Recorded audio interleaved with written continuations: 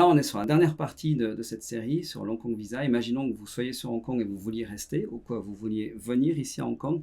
Quel type de visa fonctionne pour faire tourner une société à Hong Kong? Alors, le plus commun, je dirais, c'est l'employment. Donc, on a des gens qui sont ici et qui travaillent à Hong Kong qui se disent « Ah, je vais lancer une société. Est-ce qu'on peut le faire ?» Alors, en théorie, oui, on peut être actionnaire d'une société. Donc, on peut lancer sa société. Par contre, pour avoir le droit de travailler dans cette société, il faut demander la permission à votre employeur qui vous sponsorise et à l'immigration.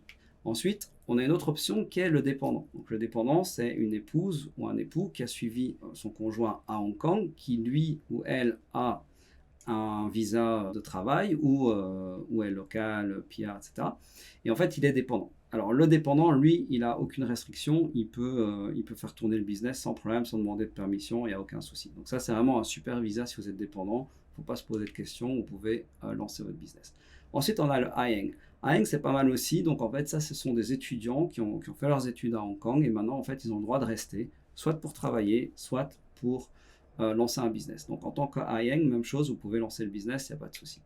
Si vous êtes aucun des trois et que vous vous dites « Ah, je veux venir sur Hong Kong », ou vous y êtes déjà, vous dites « Ah, j'aurai plus mon employment parce que je vais quitter mon travail, etc. pour lancer mon business », à ce moment-là, vous pouvez demander le Business Investment Visa. Alors ça, c'est un peu plus compliqué, hein. Ça prend jusqu'à 6 mois pour l'obtenir. Et il faut montrer que vous allez faire une contribution substantielle à l'économie de Hong Kong. Et quels sont les critères? Numéro 1, il vous faut des business premises, donc il vous faut un bureau. Le bureau, c'est pas obligé d'être un truc à centrale, dernier étage, 500 mètres carrés. Ça peut être juste un coworking space, ça fonctionne. Un hot desk dans un coworking space, c'est bon, ça fonctionne aujourd'hui. Il va falloir montrer que vous avez de l'argent. Alors avant, il fallait juste montrer qu'on avait 500 000 à 1 million de Hong Kong dollars.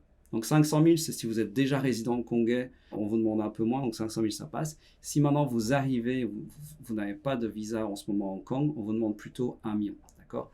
Donc ça, c'est ce qu'on demande pour l'argent. Alors avant, on vous demandait de le montrer. Maintenant, on vous demande de le mettre dans le business, mais pas forcément en capital. Ce qui est intéressant, c'est que vous pouvez le faire rentrer en prêt de directeur. Ce qui veut dire que dès que vous avez votre visa et que vous avez la société qui est opérationnelle, vous pouvez ressortir cet argent, vous pouvez vous faire rembourser. Donc vous pouvez récupérer l'argent.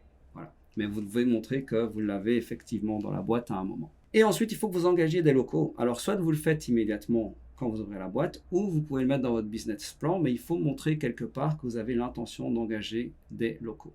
Si vous avez plus de questions là-dessus, je vous conseille aussi sur le business investment, je vous conseille vraiment d'engager quelqu'un pour vous aider. Nous, on travaille avec Steven Barnes, qui est sur Hong Kong depuis 30 ans. Il fait que ça, il fait que des visas. Et j'ai d'ailleurs eu une interview avec lui sur mon podcast sur Athénagé TV, donc sur la chaîne anglaise. Je vous conseille d'aller jeter un œil là-dessus. Ça vous permettra de voir un petit peu comment ça fonctionne au niveau des visas en 2024. Alors, l'autre option, c'est le Top Talent Visa. Donc, c'est un visa assez nouveau qui est intéressant si vous avez... Alors, il y a plusieurs visas hein, sous ce Talent Visa. Mais celui qui est intéressant, c'est que si vous faites partie de 100 universités les mieux cotées d'après l'immigration de Hong Kong, ils vont vous donner le visa assez facilement et ça coûte pas grand-chose. Genre 500 Hong Kong dollars, vous aurez votre visa. Donc, je vous conseille ce visa-là. Si vous savez que vous venez d'une grosse université, allez vérifier la liste et regardez si vous pouvez être qualifié Top Talent. Et le dernier visa qui est intéressant aussi, c'est le Quality Migrant Scheme. Donc ça, c'est pas mal si vous n'avez pas d'employment, vous n'êtes pas marié à quelqu'un, vous n'avez pas étudié ici, vous n'avez pas l'argent nécessairement pour engager des gens et montrer 1 million de dollars au gouvernement. Vous êtes par exemple, vous n'avez pas fait une des 100 universités qui plaît au gouvernement de Hong Kong.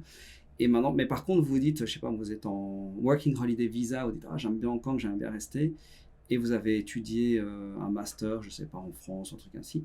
Mais qu'est-ce qui se passe? Vous pouvez demander le Quality Migrant Scheme. Et ça, c'est un visa à points. Ils vont regarder si vous allez faire des points. Si vous avez assez de points, en fait, vous pouvez le demander. Et alors, il y a un quota chaque année. Alors, celui-là, il est intéressant si vous êtes jeune et vous êtes bien diplômé. C'est deux des critères les plus intéressants, les plus importants pour eux. Et à ce moment-là, vous avez des chances d'obtenir ce Quality Migrant Scheme.